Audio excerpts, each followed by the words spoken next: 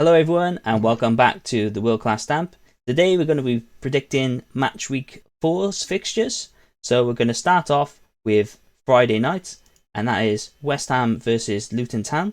8 o'clock kickoff, Sky Sports. First of all, Matt, how do you think that the Hatters are going to get on in their first home game of this Premier League campaign? There's always going to be an electric atmosphere for Luton home fans. I think they'll get a goal. I think they'll have their moment, but I think West Ham will win 2-1. Okay, Steve, what is your prediction for the Hammers? Yeah, it'd be a great occasion for Luton. First home game in the Premier League. I think it's going to be a tough evening for them against West Ham, who seem to have robbed Brighton of their form. So I'm going for a comfortable West Ham win 2-0. Yeah, this is a tricky fixture for me. I think this will be a really good test for West Ham because in the previous 2 games they were perhaps the underdogs, so we'll see how they fare being the favourites and having a team sit in and West Ham, the impetus on them to unlock Luton's defence. So I think it'll be a cagey affair, and I'm going to go for a 1-0 West Ham win. Okay, so on to Saturday's fixtures.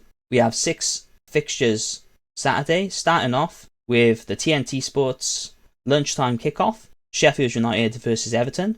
2 poor teams. Both has had really slow starts to the Premier League.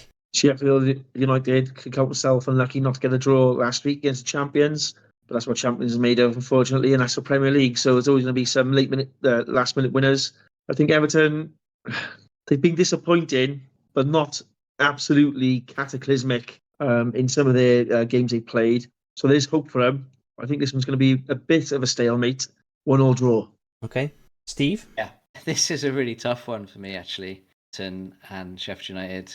You've got to hope that Everton start to get some wins basically under their belt. Yeah, I'm going to go for an Everton win just to nick it 1-0. Yep. I'm going to back the Blades this weekend. I'm going to go for a 1-0 home win. I think they was unlucky last time against Manchester City. Everton, they struggled against Doncaster, several leagues below them, had most of their star players out there. So yeah, I think Sheffield United is going to come away with the victory here, 1-0 to Sheffield United. Next up, we have Brentford versus Bournemouth, 3 o'clock kickoff. Matt, how do you see the Bees getting off against the Cherries? Obviously, Brentford have had a good start. They were held up with a draw last weekend against Crystal Palace. Bournemouth, yeah, started okay for Bournemouth. I think they're going to lose this game, though. I'm going to go with a home win, 2-1 for Brentford. Yeah, I agree. I fancy Brentford against Bournemouth. I think they are a good outfit. Started the season well, scoring goals. So yeah, I just fancy a Brentford win in this fixture. Yeah, I think I'm going to go for Brentford as well. Back to form, I'm going to go for a 2-0 home win against Bournemouth. Okay, so the third fixture, Burnley versus Spurs. Burnley have been impressive, lots of battling performances, and Spurs look really good under their new manager. However, they did get knocked out midweek in the Carabao Cup on penalty shootouts against Fulham. Matt, how do you see the Burnley Spurs fixture going down? A bit like the Luton fixture on the Friday night. I think they will have a moment, or their moment against Tottenham. But I'm going to go with a Tottenham 2-1 away win. Yeah, I agree. Spurs win, away win. So there's more to come from Spurs. So yeah, Spurs win. Okay, I'm going to go for a Spurs win also. I like it the way that the new manager is getting the team playing. So I think I'm going to go for a 2-1 away win. Next up then, we have Chelsea versus Nottingham Forest. Chelsea have started well, bit of a mixed performance, and Nottingham Forest has been unlucky. They had a good performance against Arsenal. They got a home win against Sheffield United, and they was unlucky against Manchester United last time out, racing into a 2-goal head start. For this one, I'm going to back Chelsea though. I'm going to go for a 2-1 home win. Yeah, I'm going to go Chelsea win 2-0. I think Nottingham Forest absolutely blew it last week. You can't go 2-0 away, 2-0 up away from home and get nothing out of the game. So I think they're going to start on the back foot. I think Chelsea is just going to hear them, scare them, give them all the pace. Sterling's back on form. Jackson's looking, he's getting to make more impact in games. Gallagher's playing well. I think they're going to have too much going forward for them. I think it's going to be a 2-0 win. Yeah, this fixture, I agree with you too in terms of a Chelsea win. Sterling seems to be on absolute hot fire. A Chelsea win. Okay, next up then we have Manchester City at home versus Fulham. Fulham have actually played decent at the start of the season. It looks like they're losing their defensive midfielder to Bayern Munich, Paulino. Big loss for them. Manchester City, they still seem to be assembling their side, but they're efficient, they're ruthless. Managed to dispatch Burnley last time out, and I think they'll do the same at home to Fulham. I'm going to go for another 2-1 win to Manchester City. Yeah, it was a bit of a shock departure from Man City. I think Cole Palmer was just getting to his stride and could have been, maybe a regular this season. However, saying that, I think Man City having a top form, but this might be the weekend they finally gel and put a big performance in. I think I'm going to go 3-0 Man City against Fulham. I think, well, I called a cricket score last week for Man City and got that one horribly wrong. So Fulham, brilliant result for them. In fact, getting a draw against Arsenal, competed very well in that fixture.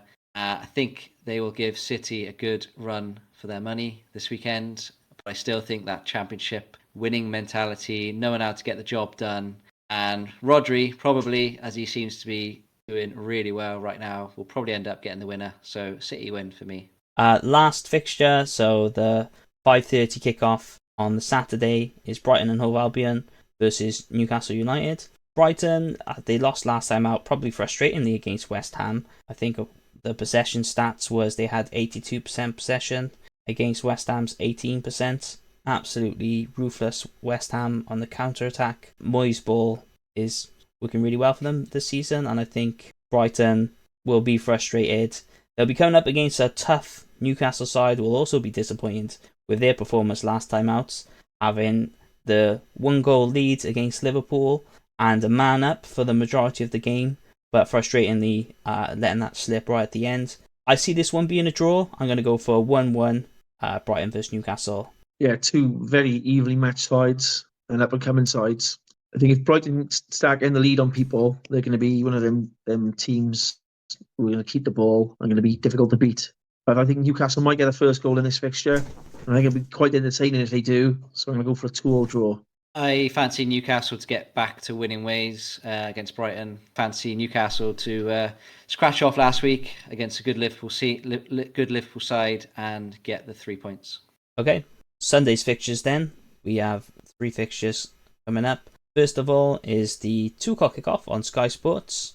Crystal Palace versus Wolverhampton Wanderers.